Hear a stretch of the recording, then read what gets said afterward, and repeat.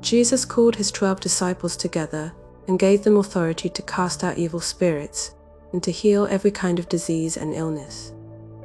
Here are the names of the 12 apostles.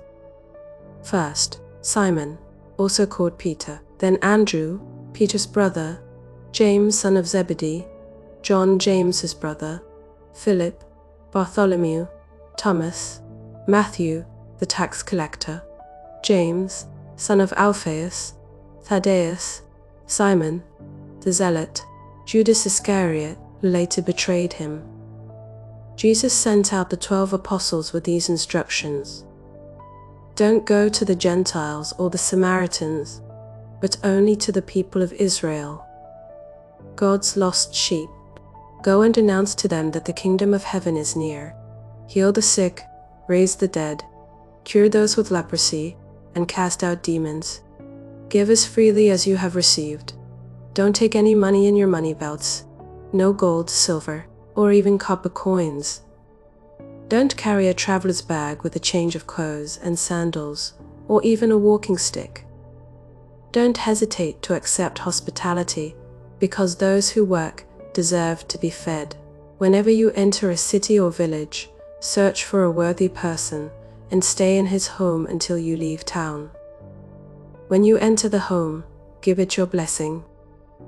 If it turns out to be a worthy home, let your blessing stand. If it is not, take back the blessing. If any household or town refuses to welcome you or listen to your message, shake its dust from your feet as you leave.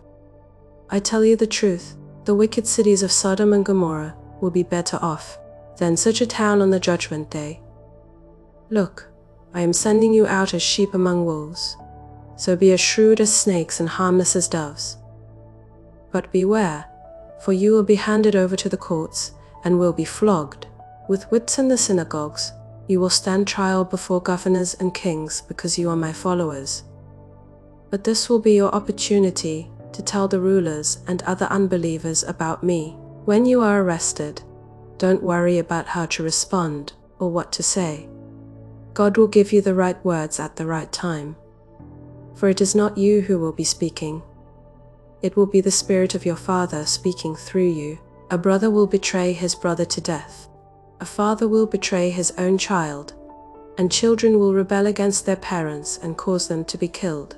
And all nations will hate you, because you are my followers. But everyone who endures to the end will be saved. When you are persecuted in one town, flee to the next. I tell you the truth, the Son of Man will return before you have reached all the towns of Israel. Students are not greater than their teacher, and slaves are not greater than their master. Students are to be like their teacher, and slaves are to be like their master. And since I, the master of the household, have been called the prince of demons, the members of my household will be called by even worse names. But don't be afraid of those who threaten you. For the time is coming when everything that is covered will be revealed, and all that is secret will be made known to all. What I tell you now in the darkness, shout abroad when daybreak comes. What I whisper in your ear, shout from the housetops for all to hear. Don't be afraid of those who want to kill your body. They cannot touch your soul. Fear only God, who can destroy both soul and body in hell. What is the price of 2 sparrows? 1 copper coin.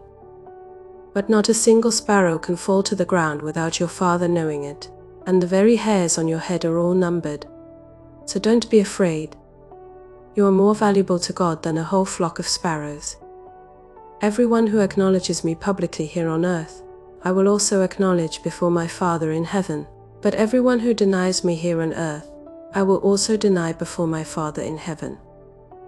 Don't imagine that I came to bring peace to the earth. I came, not to bring peace, but a sword. I have come to set a man against his father, a daughter against her mother, and a daughter-in-law against her mother-in-law. Your enemies will be right in your own household. If you love your father or mother more than you love me, you are not worthy of being mine. Or if you love your son or daughter more than me, you are not worthy of being mine. If you refuse to take up your cross and follow me, you are not worthy of being mine. If you cling to your life, you will lose it. But if you give up your life for me, you will find it. Anyone who receives you receives me, and anyone who receives me receives the Father who sent me. If you receive a prophet as one who speaks for God, you will be given the same reward as a prophet. And if you receive righteous people because of their righteousness, you will be given a reward like theirs. And if you give even a cup of cold water to one of the least of my followers, you will surely be rewarded.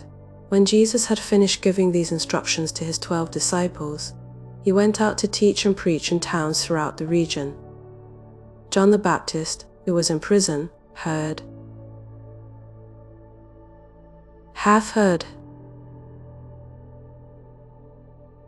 So he sent his disciples to ask Jesus, "Are you the Messiah we've been expecting?" Jesus told them, "Go back to John and tell him what you have heard and seen.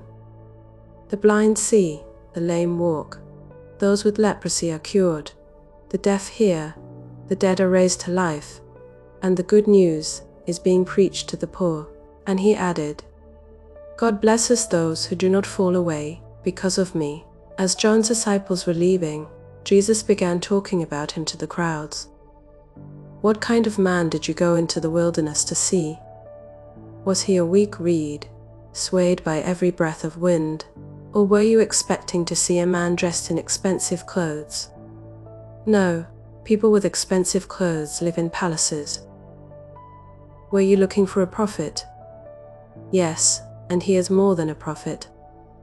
John is the man to whom the scriptures refer when they say, 'Look, I am sending my messenger ahead of you, and he will prepare your way before you.' I tell you the truth, of all who have ever lived, none is greater than John the Baptist, yet even the least person in the kingdom of heaven is greater than he is. And from the time John the Baptist began preaching until now, the kingdom of heaven has been forcefully advancing, and violent people are attacking it. But before John came, all the prophets and the law of Moses looked forward to this present time. And if you are willing to accept what I say, he is Elijah, the one the prophets said would come. Anyone with ears to hear should listen and understand. To what can I compare this generation? It is like children playing a game in the public square. They complain to their friends, "We played wedding songs, and you didn't dance. So we played funeral songs, and you didn't mourn.